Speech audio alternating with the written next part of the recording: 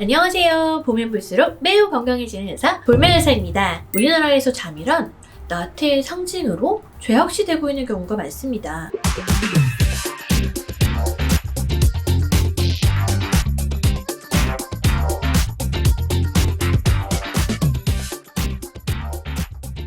오늘 말씀드릴 내용은 꿀잠의 중요성입니다. 사회에서 성공한 사람들의 인터뷰를 보면 4시간만 자고 공부했어요. 잠은 죽어서 자는 거예요. 이런 얘기들이 많아요. 잠을 적게 자야 성공한다는 오류에 빠지기 십상입니다. 우리 세계의 위인전에 늘 등장하는 에디슨도 이렇게 말했죠. 수면은 생산의 적이다. 잠은 4시간이면 충분하다며 그렇게 직원들에게 잠을 줄이라고 했습니다. 그런데 정작 에디슨의 연구실에는 침대가 있었죠. 장식으로 갖다 놨을 리 없겠죠. 반면 세계의 천재 아인슈타인은 하루에 잠을 10시간씩 잤다고 합니다. 잠을 적게 자는 것이 인생의 성공의 키는 아닌 것이죠. 이렇게 잠을 나태의 상징으로 보는 사회적 분위기 때문인지 OECD 국가의 평균 수면 시간은 8시간 22분인데 반해 한국의 평균 수면 시간은 7시간 51분입니다. 제가 공부할 때만 해도 사당 오락, 사당도 오락실이 아니죠. 4시간 자면 붙고 5시간 자면 떨어진다. 이런 뜻으로 사당 오락이라는 말이 있었습니다. 저도 공부를 열심히 한 편이었는데 주변 친구들이 막 새벽 4시까지 공부했다, 몇 시간밖에 안 잤다 이런 이야기들을 하니까 저도 그 분위기에 휩쓸려서 잠을 4시간까지 줄였던 적이 있었습니다. 한 5일 가까이 4시간씩 자니까 잠이 너무 오는 거예요. 그래서 믹스커피를 막 4-5잔씩 타서 마시고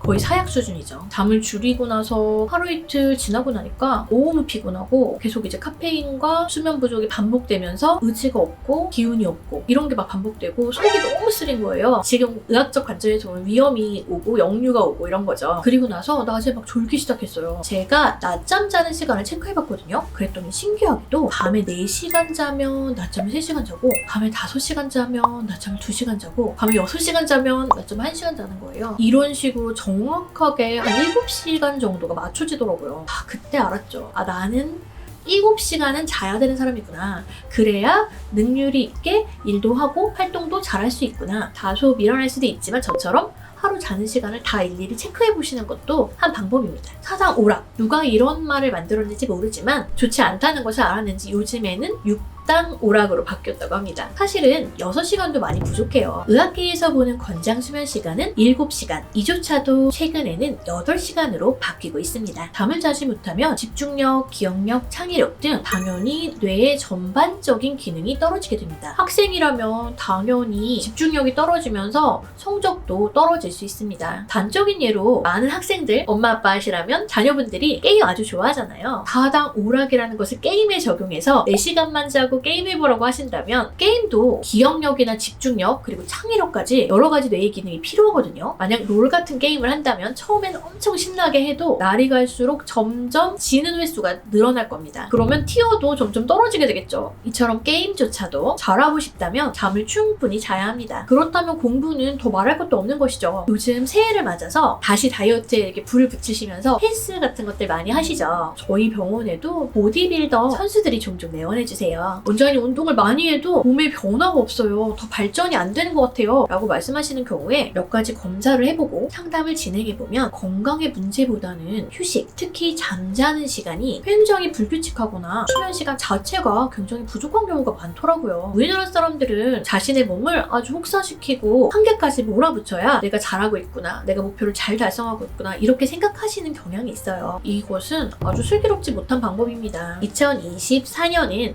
푸른 용의 해라고 합니다. 올해부터는 충분한 수면, 꿀잠을 통해서 모든 분들이 힘차고 진취적인 푸른 용으로 거듭나시기 바라겠습니다. 지금까지 볼메 의사였습니다. 청취해주셔서 감사합니다.